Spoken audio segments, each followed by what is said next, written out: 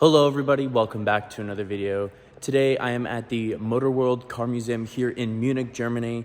I'm going to be doing an entire road trip tour across Germany, which I'm incredibly excited about, and it is starting here in Munich. So currently it is almost 10 p.m. and I'm in this museum. This museum closes in 10 minutes, but I have access to this museum 24/7. Welcome everybody to Motorworld here in Munich. This 75,000 square meter building used to belong to the former Bahn repair shop. Motorworld opened though in 2021 and it has 120 glass parking boxes. People store their exotics here and you'll see so many different types of cars in these glass boxes. And I like this because each time you visit, there may be different cars in these glass boxes, which gives a little bit of diversity and is a reason to keep visiting. We'll go into more detail about this place in a bit, but I want to talk about the Ameron Munich Motorworld Hotel, which is what I'm staying in. This hotel features 156 rooms, and there's some that you can even park your car in.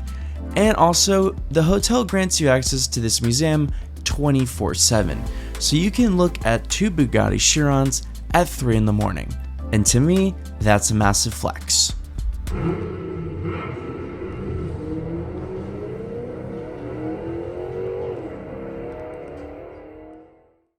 Okay, after that very exciting elevator ride that sounded like a Maserati Gran Turismo, let's check out the hotel room. The hotel room itself is 247 square feet and it doesn't have anything too crazy going on.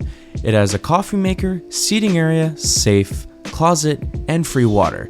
But it's sparkling, and I know it's Germany, but anything sparkling or carbonated absolutely sucks. The room though was spotlessly clean, and you can definitely tell though they went for some cheaper materials.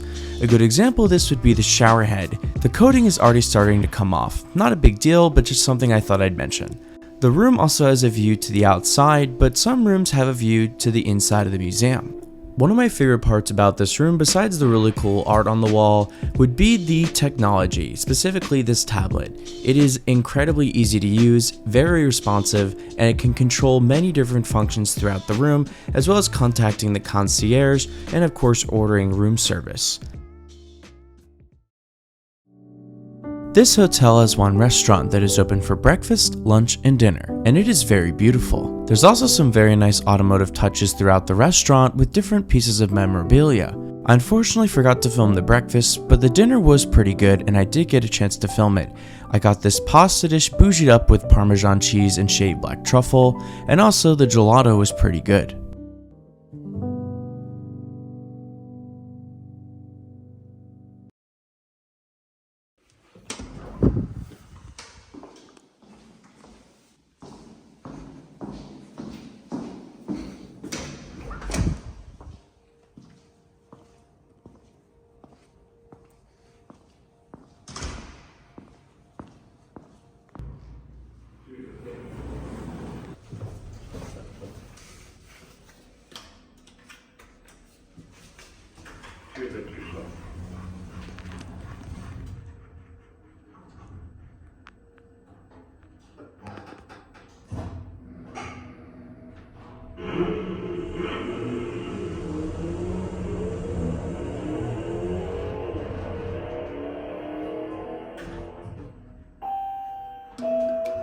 Let's now check out the Vitality Spa and the gym, if you can even call it that.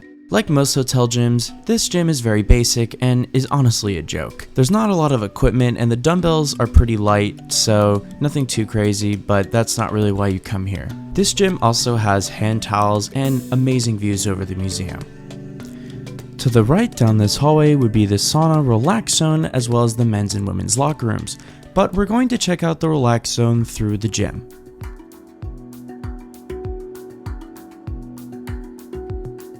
The relax zone does look, well, relaxing. They play very calming music, and I like the overall vibe in here, except for those hideous glass blocks. Those aside, I really do like the views that this place offers of the museum, just like the gym does, and there are plenty of chairs to sit back and relax. They offer many different spa treatments, but these all cost extra. There's also two saunas, like one wasn't enough. One is 60 degrees Celsius and one is 90 degrees Celsius, and it is a Finnish sauna. The 90-degree one has a nice smell inside of it, while the 60-degree one just smells like wood. I could barely last 5 minutes in the Finnish sauna, and for those who live in my home country, 90 degrees Celsius is 194 degrees Fahrenheit.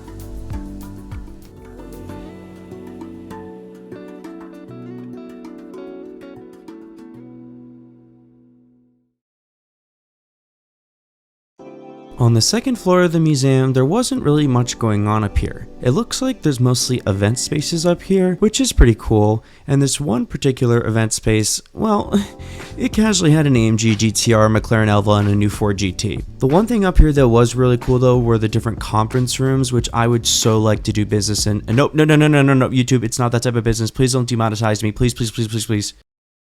Anyways, all jokes aside, the conference rooms did look very cool. One other thing they had up here were different racing simulators, which weren't even in use, which was too bad. It seems like a lot of the stuff on the second floor wasn't in use.